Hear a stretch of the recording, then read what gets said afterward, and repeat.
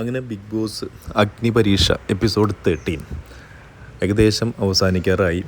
Contestants എല്ലാം ഓരോരുത്തരായിട്ട് കൊഴിഞ്ഞു പോയിക്കൊണ്ടിരിക്കുകയാണ്.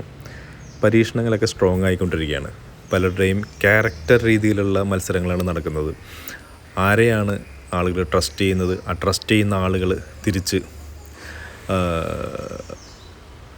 അവർക്ക് അനുകൂലമായിട്ടുള്ള വിധി പറയുന്നുണ്ടോ, ആരാണ് ചതിക്കപ്പെടുന്നത്, ഫ്രണ്ടായിട്ട് കരുതി ആരാണ് ചതിക്കുന്നത്, ഇതെല്ലാം മനസ്സിലാക്കാനുള്ള ടാസ്കുകളായിരുന്നു ഈ എപ്പിസോഡിൽ.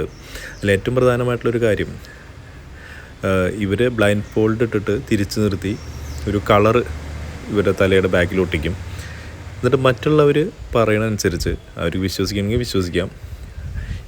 അവിടെ കൊടുത്തിരിക്കുന്ന കളർ സർക്കിളുകളിൽ ഏതെങ്കിലും സർക്കിളിൽ പോയി നിൽക്കണം. അത് കറക്റ്റാണ്, അവരുടെ തലയുടെ ബാക്കിലൊട്ടിച്ചിരിക്കുന്ന കളറും ആ നിൽക്കുന്ന കളറും കറക്റ്റാണെങ്കിൽ ഔട്ടാവില്ല. അതായിരുന്നു ടാസ്ക്. അതിൽ ഷിജുലാലും ഷാമോനും ഒരുമിച്ച് കളിക്കുകയായിരുന്നു. അവർ ഗ്രൂപ്പായിട്ട് കളിക്കും, അവർ പരസ്പരം കറക്റ്റ് കാര്യങ്ങൾ പറയും. അവരിങ്ങനെ ജയിച്ചുകൊണ്ടിരിക്കുകയാണ്.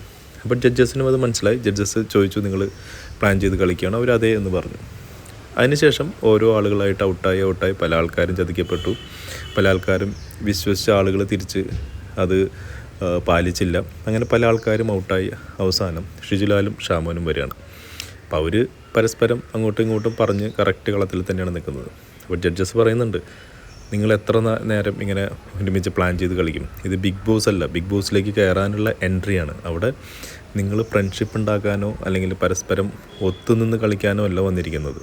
ചിലപ്പോൾ നിങ്ങളിൽ ഒരാളെ ആയിരിക്കും ഞങ്ങൾ ബിഗ് ബോസിലേക്ക് കടത്തി വിടുന്നതെല്ലാം പറയുന്നുണ്ട്. പക്ഷേ ഇവർ 3 പ്രാവശ്യം ഇവർക്ക് അനുവദിച്ചിട്ടും ഇവർ പരസ്പരം സഹായിച്ചിട്ടാണ് നിൽക്കുന്നത്.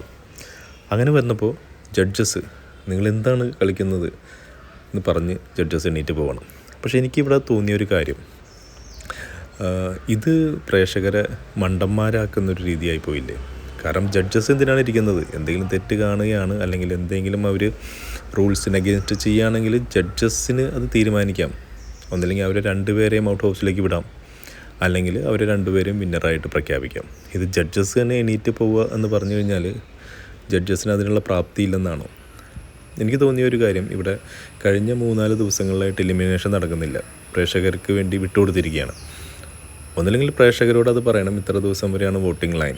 അതല്ല, ഇത് ഫിനാലെ വരെ കണ്ടിന്യൂ ചെയ്ത് പോകുമോ? ബിഗ് ബോസ് സീസൺ ആരംഭിക്കുന്നത് വരെ ഇനി ഇവർ തന്നെയാണോ? എന്നിട്ട് ലാസ്റ്റ് ആരൊക്കെയാണ് ടോപ്പിൽ വരുന്നത് അവരെ സെലക്ട് ചെയ്യുകയാണോ ചെയ്യുന്നത്? ഇത് പ്രേക്ഷകർക്കൊരു ഐഡിയ ഇല്ല. ഇനിയിപ്പോൾ ഈ വീക്കെൻഡ് കുറച്ച് പേരെ പറഞ്ഞു വിട്ടിട്ട് ലാസ്റ്റ് ഉള്ള ആളുകളെ ഇങ്ങനെ ടാസ്കുകൾ ചെയ്യിപ്പിച്ച് അവസാനം ആർക്കാണോ വോട്ട് കൂടുതൽ അവരെ പറഞ്ഞ് വിടുക, അവരെ സെലക്ട് ചെയ്യാനോ ചെയ്യുന്നതെന്നറിയില്ല.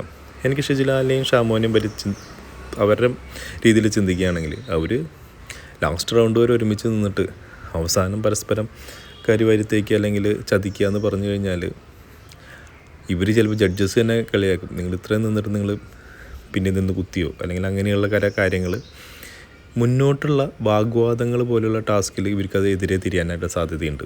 ഇവരതെല്ലാം മുന്നിൽ കണ്ടുകൊണ്ടായിരിക്കും ജഡ്ജസ് ഇത്ര പറഞ്ഞിട്ടും നിന്നത്. കാരണം ഇനിയും ടാസ്കുകളുണ്ട്, ഇത് ലാസ്റ്റ് ടാസ്ക് അല്ലല്ലോ.